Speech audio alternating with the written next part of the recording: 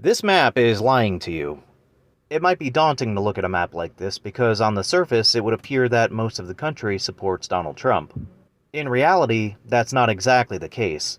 According to a recent count from the University of Florida's U.S. Election Project, more than 89 million voting eligible Americans did not vote, or about 36% of eligible voters. 74.8 million votes went to Trump, or about 50% of total votes cast, but roughly 30% of the total electorate if non-voters are included. 71.2 million votes went to Harris, or about 48% of the popular vote, but only 29.1% if non-voters are included.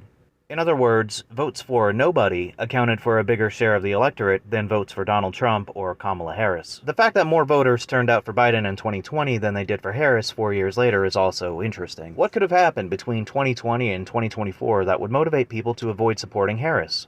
But the majority of the voting eligible population also didn't vote for Trump, and maybe that's related to his failed campaign promises from when he ran the first time in 2016, or maybe it's related to his own support for the genocide in Gaza. It's easy to look at voting numbers and falsely assume that the so-called red wave means half the country supports Trump, but that's just not the case. Half the country didn't vote for him, and half the country also didn't vote for Harris. More than a third of Americans told both parties to piss off and stayed home on Election Day. So the next time you see this map, remember that in reality, it looks more like this.